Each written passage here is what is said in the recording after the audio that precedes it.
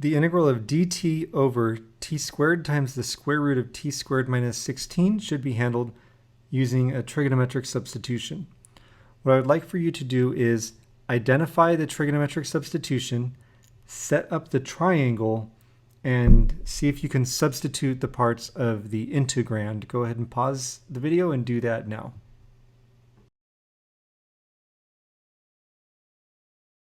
I didn't quite get this set up because I didn't want this to be overwhelming.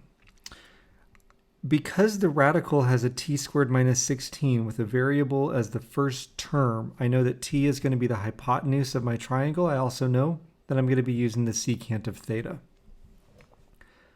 With t being the hypotenuse and using the secant of theta, the side adjacent to theta is going to be 4, and then the side opposite theta is going to be the square root of t squared minus 16.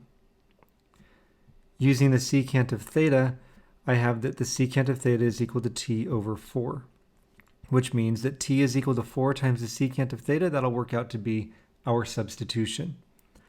dt is then the derivative equal to 4 secant of theta tangent of theta d theta. We also need an expression to replace the radical, and based on the triangle, we can see that the tangent of theta would be the square root of t squared minus 16 over 4, so that the square root of t squared minus 16 is equal to 4 times the tangent of theta.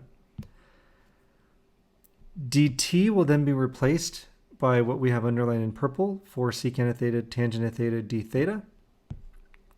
T will be replaced by 4 times the secant of theta, what we have in blue, and then in green, the radical will be replaced by 4 times the tangent of theta. So our integral then becomes 4 times the secant of theta times the tangent of theta d theta divided by 4 times the secant of theta squared times 4 times the tangent of theta. Before I move on with anything, I'm going to simplify this thing. 4's divide out, tangent divides out. One factor of secant is going to divide out. We're going to end up with 1/16 times the integral of this 1 over the secant of theta d theta.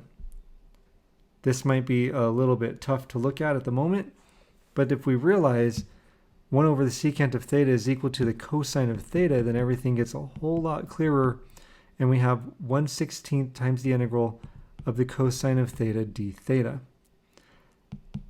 The integral of the cosine is the sine, and so we have 1/16 times the sine of theta plus c. But our original integral was in terms of t. Therefore, I need to express this answer in terms of t again. Based on the triangle, the sine of theta being the hypotenuse over the opposite over the hypotenuse is going to be the square root of t squared minus 16 over t.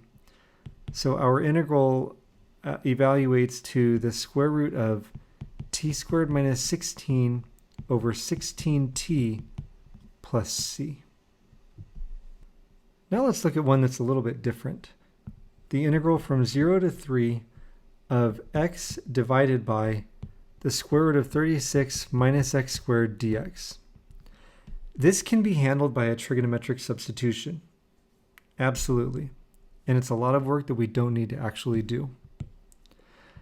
If we recognize that letting u equal 36 minus x squared means that du is negative 2x dx, and that we have a factor of x in the numerator, then we can multiply and divide by negative 2 and proceed using a basic u substitution. Here we would have negative 1/2 times the integral, I'll fill in the limits in just a minute, of u to the negative 1/2 du. As far as the limits, I'll set up an xu table. X goes from 0 to 3. If x is 0, then u is 36. If x is 3, then u is going to be 27. So negative 1/2 times the integral from 36 to 27 of u to the negative 1/2 du. this evaluates to -1/2 times 2u to the 1/2, evaluated from 36 to 27. And you can confirm that this simplifies to 6 minus 3 times the square root of 3.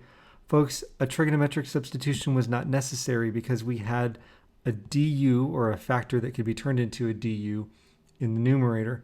This was essentially a first semester calculus problem.